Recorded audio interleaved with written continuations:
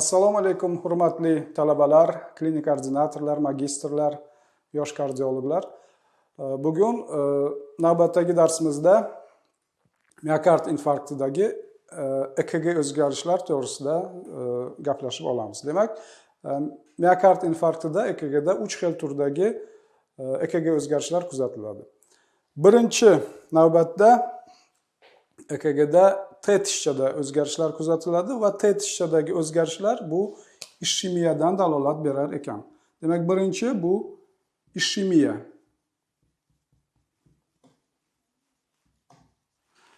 Ishemiya. Demak, ishemiya natijasida asosan T tishchada o'zgarishlar kuzatilar ekan. Demak, mana bu yurakning ko'ndalang kesmasi deb olsak, demak, mana bu o'ng qorincha, bu chap qorincha, mana bu elektr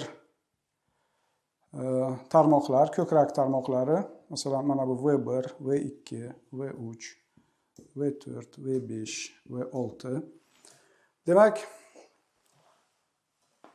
baland o'tkir uchli T tishchaning paydo bo'lishi oldingi devorda transmural ishemiya bo'lishidan dalolat berar ekan. Ana e'tibor bersangizlar, agar mana shunaqa baland o'tkir uchli T tishchalar, simmetrik T tishchalar paydo bo'lsa, demak, mana shu tarmoqni tagida subendokardial ishemiya borligidan dalolat berar ekan. Demak, bu misolimizda e'tibor bersangizlar, mana bu V3, V4 da baland o'tkir uchli T tishchalar. Keyingi tarmoqda T tishcha masalan normal. Mana bu V6 da ham masalan T normal. Bu tomonda ham aytaylik V2 da normal T. V1 da normal T. Demak, e'tibor bersangizlar, T tishchalarga e'tibor bersangizlar, V1 da manfiy T bo'lishi mumkin, normal, V2 da T musbat, normal. V3 va V4 da, bu misolimizda V3 va V4 da simmetrik baland koronar T paydo bo'lyapti. Demak, mana shu yerda shu misolimizda V3 V4 ni tagida subendokardial ishemiya borligidan dalolat beradi. Yoki, ya'ni oldingi devorda, yoki orqa devorda transmural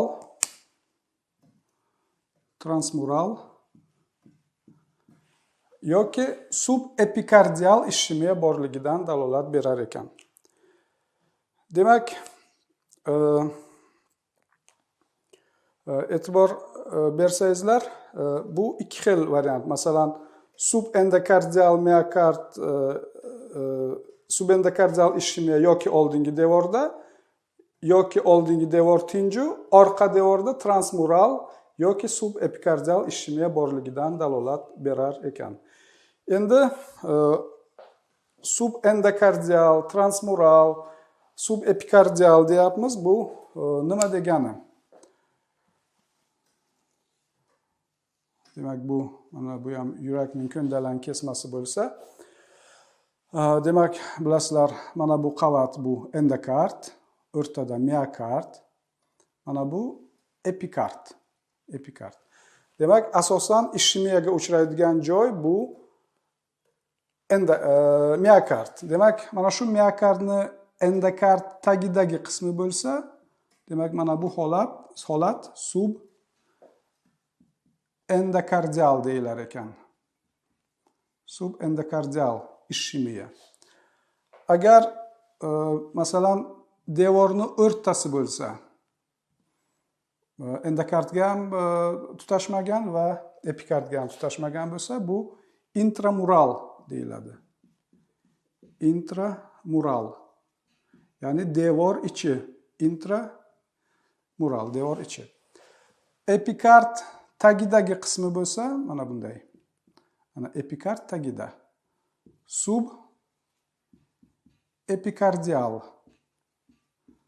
Subepikardial. To'liq devorni egallagan bo'lsa, masalan, endokarddan epikardgacha to'liq devorni egallagan bo'lsa, bu transmural deyiladi. Transmural. Ya'ni to'liq devorni egallagan, transmural. Demak, birinchi ishemiyaning birinchi ko'rinishi, hozirgi aytganimizdek, baland, o'tkir uchli, musbat T tishchalarining paydo bo'lishi. Endi ikkinchi turdagi ishemik o'zgarish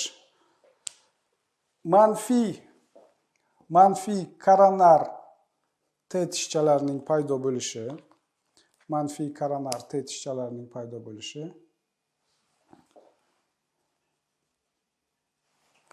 Mana masalan, mana bunaqa holat.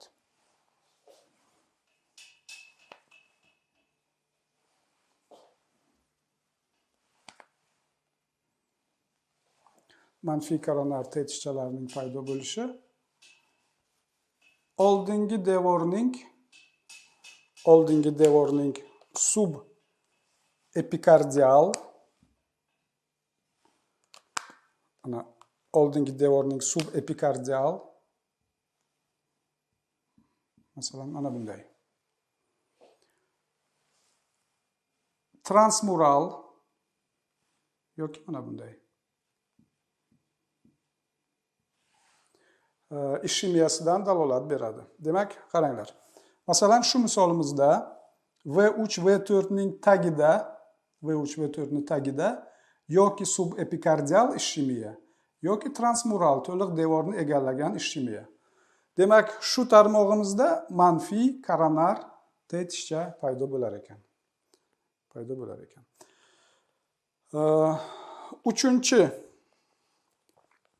Uchinchi ishemiyaga taalluqli bo'lgan tushuncha bu uchinchi, demak, normal miokard. Shu misolimizda endi masalan normal miokard va ishemiya chegarasidagi tarmoqlarda, ana masalan bu tomondan V2 bo'lyapti shunaqa tarmoq. Ana V2 ning tagida bir tomondan normal miokard ko'rinyapti, ozginagina ishemiyaga uchragan miokard uchrayapti va bu yerdan shu misolimizda V5 da masalan bir tomondan normal miokard ko'rinyapti va ikkinchi tomondan ishemiya ko'rinyapti. Demak, normal miokard va ishemiya chegarasidagi tarmoqlarda ikki fazali T tishchalar hosil bo'lar ekan. Qaranglar, demak, V2 bu shu misolimiz uchun chegara tarmoq, V5 shu misolimiz uchun ham chegara tarmoq. Demak, mana bunaqa holat bo'lar ekan, minus T. Bu yerda ham xuddi shunaqa holat, ya'ni plus minus T. Demak, bu bilan biz o'sha ishemiya tarqalish darajasini, ya'ni qayerdan qayergacha ishemiya tarqalayapti, shuni aniqlashimiz mumkin ekan. Demak, miokard infarktida vujudga keladigan ikkinchi turdagi o'zgarish bu ishemik shikastlanish. Demak, ikkinchi ishemik shikastlanish.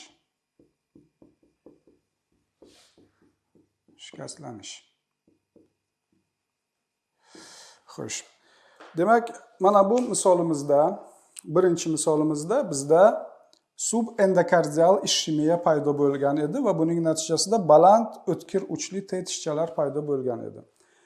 Endi yurakning shu qismining qon bilan ta'minlanishi tiklanmayapti. Bemor ahvoli yomonlashyapti. Ya'ni endi ishemiya joyida yana ichkaridan subendokardial sohadan shikastlanish paydo bo'ladi. Mana. Va ishemiya biroz tarqaladi, biroz kengayadi. Endi birinchi turdagi ishemik shikastlanish bu bir. Demak, ST segmentining depressiyasi, ya'ni pastga tushishi. Mana bu misolimizda ana V3 da ST pastga tushyapti va V4 da ham ST pastga tushyapti. Demak, ST segmentining depressiyasi oldingi devorning subendokardial ishemik shikastlanishidan dalolat beradi.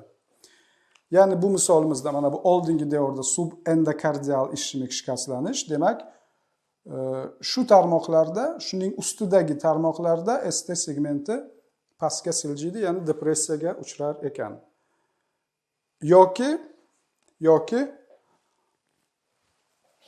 orqa devorning yoki ana masalan oldingi devor tinch, yoki orqa devorning ana shu V3, V4 tarmoqlarga ko'rinadigan joyda yoki orqa devorning transmural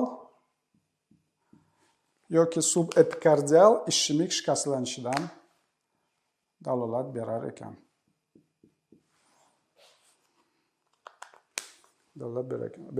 Demak, ST segmentining depressiyasi bu oldingi devorning subendokardial ishemik shikastlanishi yoki orqa devorning transmural yoki subepikardial ishemik shikastlanishidan dalolat berar ekan. Endi ikkinchi turdagi o'zgarish bu ikkinchi ST segmentining elevatsiyasi, ya'ni ko'tarilishi. ST segmentining ko'tarilishi oldingi devorning transmural ishemik shikastlanishidan dalolat beradi. Demak, qaranglar, bemorda nima bor edi? Bemorda subendokardial shikastlanish bor edi. Endi bemor ahvoli yomonlashaversa, subendokardial shikastlanish transmural shikastlanishga aylanadi. Ya'ni shikastlanish o'chog'i kengayadi va shikastlanish subendokardial shikastlanishdan transmural shikastlanishiga o'tadi. Ya'ni avvaliga pastga tushgan ST endi ko'tariladi. Demak, qaranglar, oldin pastga tushgan ST endi ko'tariladi. Mana bu yerda pastga tushgan xuddi shunday ST endi ko'tariladi. Mana. Demak, e'tibor beringlar. Demak, transmural shikastlanish atrofida albatta transmural ishemiya vujudga keladi. Ana masalan, demak, T'larni qaranglar, bir tomondan manfiyga aylanyapti. Chunki manfiy T bu transmural shikastlanish. Endi shu bilan birgalikda ishemiya o'chog'i kengayapti. Ana masalan, bu yerda hozirgacha V5 da o'zgarish, ishemiya yoki boshqa ko'rinish yo'q edi. Endi shikastlanish kengaygandan keyin ishemiya zonasi ham kengayadi va mana bu misolimizda ishemiya V5 da ham ko'rinyapti. Shu uchun bu tarmoqlarda ham asta-asta T tishchadagi o'zgarishlar kuzatila boshlaydi. Mana. Bu tomonda ham. Mana. Demak, bu ST segmentining ko'rinishi, ya'ni oldingi devorning transmural yoki subepikardial ishemik shikastlanishi. Miokard infarktida uchraydigan uchinchi turdagi o'zgarish bu nekroz.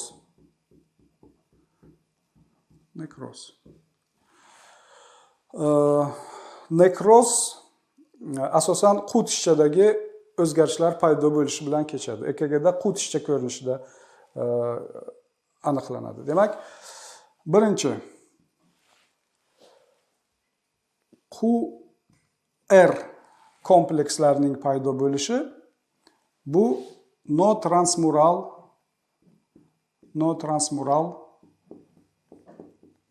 nekroz belgisi. Ya'ni mana shu misolimizda demak ishemiyaga uchragandi. Keyin transmural ishemik shikastlanishiga o'tdi. Endi yana ichkaridan endi nekroz jarayoni boshlanadi. Ya'ni hujayralar nekrozi vujudga keladi. Qaranglar. Demak, bu nekroz transmural emas, subendokardial, ya'ni endokard tagidan boshlanyapti, subendokardial, to'liq devorni egallamagan, ya'ni notransmural.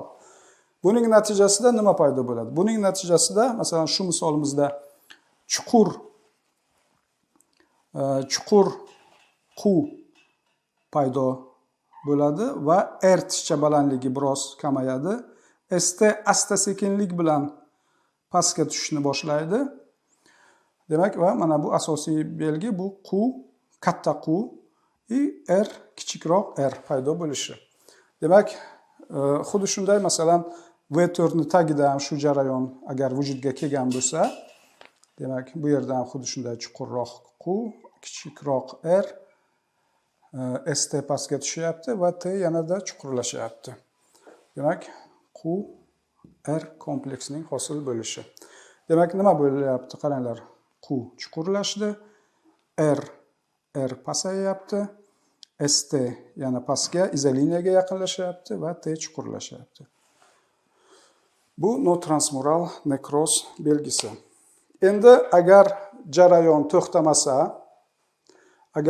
to'xtamasa, ikkinchi o'zgarish bu QS kompleksining paydo bo'lishi.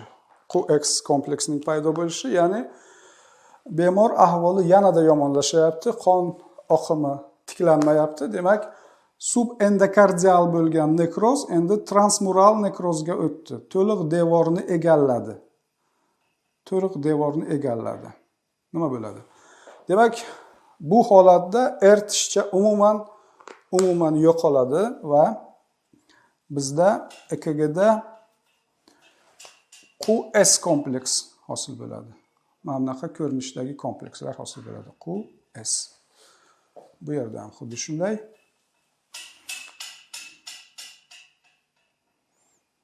QS komplekslar hosil bo'lar ekan. Demak, QS kompleksining hosil bo'lishi bu transmural nekroz belgisi. Transmural nekroz belgisi.